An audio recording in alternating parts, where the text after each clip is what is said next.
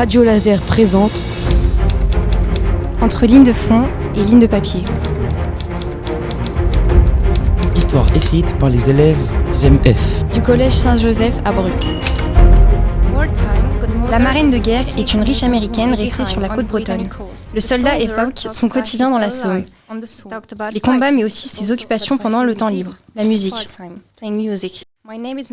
Monsieur, je me présente, je m'appelle Mary Carter.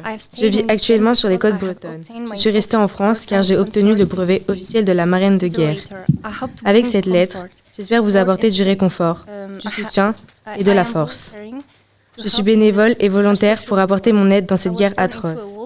Je suis née dans une famille aisée et j'ai fait des études. J'ai appris l'art et la musique. Je parle anglais et espagnol. J'ai aussi réussi à obtenir mon permis de conduire. C'est encore rare pour une femme. Et pourtant, dans mon enfance, j'étais une petite fille timide et très studieuse.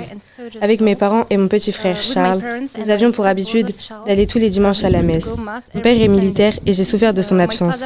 Ma mère étant malade, je me suis beaucoup occupée de mon frère. Je pratiquais de la danse et lui du football. Pour finir ma présentation, je peux me décrire un peu. J'ai les cheveux bruns bouclés et longs et les yeux bleus. Je n'ai ni mari ni enfant. Comme vous le savez peut-être, les États-Unis sont entrés en guerre. Brest et Saint-Nazaire accueillent plus de 109 000 Samines. J'ai espoir que des hommes de ma patrie vous soient d'une grande aide pendant cette guerre. Je vous écrirai régulièrement.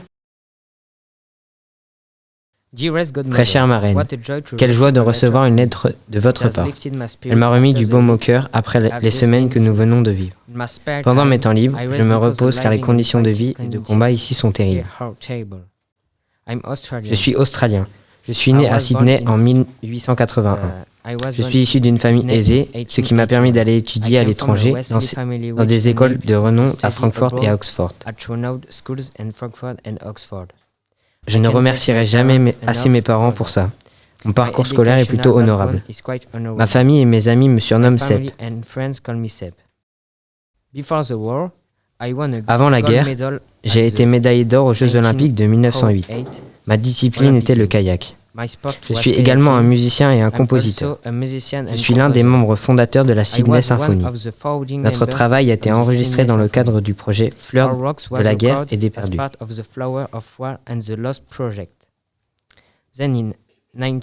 Et puis, en 1914, je me suis engagé dans la Royal Navy. J'ai fait partie de 416 000 Australiens mobilisés. Je savais que j'allais être loin de ma famille et de ma vie. J'en ai été très attristé, mais fier de servir mon pays. Au début du conflit, nombreux étaient ceux qui pensaient que la musique devait se taire. Une idée qui me mettait bien en rogne. Pourtant, j'ai appris qu'il y a 8 000 musiciens français et 10 000 musiciens allemands. Ils répètent et jouent dans les conditions exécrables.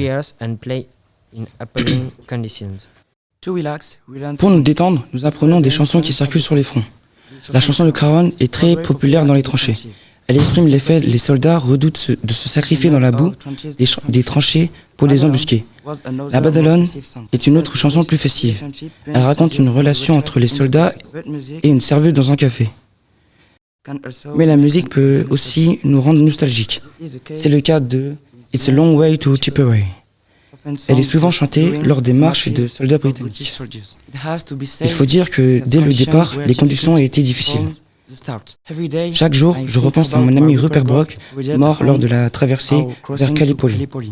Parfois, je me dis que j'aurais bien aimé le rejoindre car sur le front, le bruit des armes et des obus me terrorise. Pourtant, depuis l'entrée en guerre des États-Unis en 1917, nous reprenons des forces et de l'espoir en voyant les troupes ennemies abandonner ou perdre des batailles. J'ai appris grâce à un soldat américain rencontré il y a quelques jours que presque la totalité des Samis, c'est le surnom des Américains, ont débarqué à Saint-Nazaire et à Brest. Ils ont été accueillis par les habitants. Et en attendant que cette guerre se termine enfin, on passe le temps dans les tranchées en fabriquant des petits objets. Frédéric Septimus Kelly.